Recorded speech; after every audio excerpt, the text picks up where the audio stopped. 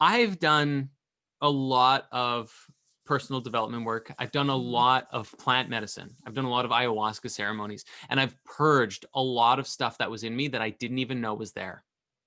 Right. What you're talking about being the we've been attached to suffering. I think we have to understand that it's not it's not like here's your suffering and here's your hand and you're just like, I'm just Oh, attached to no, it. no, no. It's like integrated into your biology. It's, the suffering we've been carrying, not just our trauma, but lifetimes and hereditary, passed on from family and generational trauma that's been built up for so long. So this is something we have to. I don't think it's just like letting go. It's just it's not so simple. You have to really release it, and to release it, you have to go through the process of bringing it up and purging it in some way, not necessarily through ayahuasca. Maybe it's having really difficult conversations and meditation and breath work, or whatever it is for you specifically. Plant medicine is one fast way, but by doing the work, by going inside and not just kicking it under the rug. And so I think that in order for us to get from where we are, a species that is holding on to so much density and darkness and suffering, for us to collectively like let that go is going, whether it's imposed upon us or we do the work ourselves. I think it'll be easier if we do the work because it's more purposeful as opposed to it being forced upon us. But eventually that has to be released. It has to come out. And I think that process is not necessarily easy, because I know for myself, I've had my head in the bucket purging at Rhythmia and ayahuasca ceremonies a lot, and I know how uncomfortable it can be to do that work.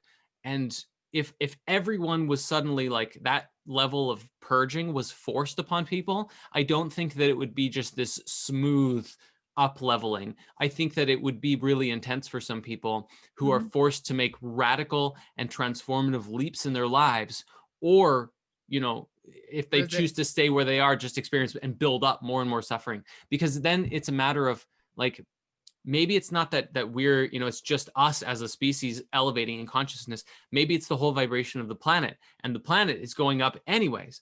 And in that case, then we have a choice to either ride the wave or, kind of be like pulled up from the depths afterwards, or be transmuted. That's another idea that often happens, is like, even I think it's biblical. It's like those souls who do not elevate and transmute and transform their frequency, their energy, will be recycled, will be burned in the fiery inferno of the coming revelation, and that energy will just be recycled into the all. It's kind of like an old forest fire, right? That turns into ash, and the ash becomes the fertility for the next cycle. Yeah. And it seems to me, again, like, I'm not trying to be bleak or anything, but I think that we have to, like, for anybody who wants to have a smooth and lighter, less suffering experiences, we have to do the work right now to elevate ourselves, so that things are, because like the lighter you are means the less suffering you have, the lighter you are. Because that's like, you have to, in order to be light, you have to purge yourself of everything that's heavy and dark. Yeah, exactly. It's like if the darkness within you is keeping your heart and your light, shrouded, then you have to like get into the light and shine it so bright that the rest of it kind of melts away. And maybe that's kind of airy fairy, but that seems to be sort of a more metaphysical look, I think, from my perspective, of what's required in order to move from where we are to the next level. Because we have to, as a species, learn compassion. And sometimes you only learn compassion by going through those really hard times. Man. And I do agree with like a lot of that and most of what you said, and doing the work and that level. I think a lot of what I do languaging wise for myself and things along those lines is kind of remove the languaging of doing the work and going through these really challenging things to release the suffering, is suffering itself. Is this dense energy of suffering. Doing the work doesn't have to be suffering, and it can be challenging. It can be really, overwhelming. It can be those sort of things, but it doesn't have to be the bleakness that is this, I'm suffering feeling, even though you are purging and it's really uncomfortable and it doesn't feel good. And you're looking at these hard truths about yourself and you're like, oh my goodness. But seeing those things isn't necessarily an act of suffering. It is truly more of a healing thing, even if it's gross and it doesn't feel great in the moment and you're going through the shit. Sorry, I don't know if I can cuss on here, but I said it. But I think I've sworn twice, so you're good. Okay, good. I was like, oh no. I know. I tried at first. I was like, we just cussed so I much heard on. him do it. Okay, so. I don't want to make sure though, but you know, like you're going through the shit, and healing the shit as opposed to staying in that. This stuff is still just happening to me. I'm swirling in the suffering, and that is what it really is. And you are releasing lifetimes of your own soul's, you know, past lives versus and your ancestry of these different layers and traumas and suffering that has occurred through this act of healing and the releasing and purging. And it can be uncomfortable, and I'm sure on a grand scale it would be really, really, really not good. And it would be, I mean, not good, but like it would be a lot of discomfort and a lot of dredging and a lot of, you know, really just dense energy coming up. But I don't necessarily think that act of healing, that act of releasing is suffering in and of itself.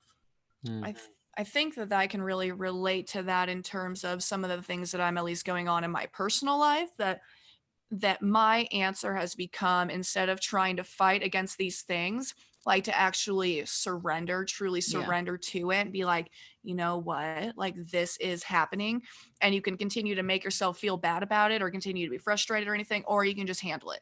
And not even in a cliche way, but like finding our own personal path and our own relationship with clarity, giving in to this suffering in a way, you know, and stop trying to keep it from happening.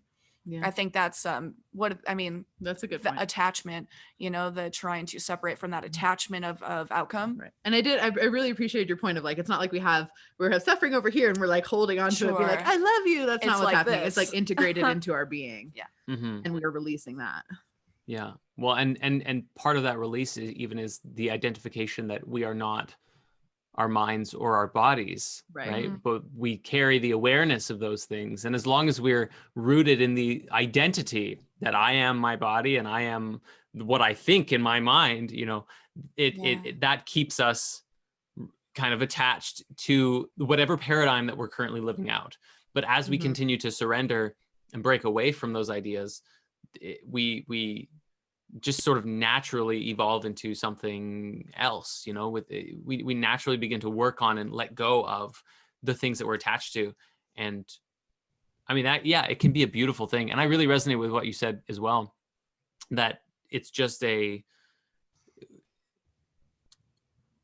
how can I phrase it in a different way? Maybe just that I don't know, we're intertwined, and but we don't have to be if we make the conscious decision not to. And that takes every individual identifying and knowing that it's okay to ask questions outside of what the mainstream narrative says.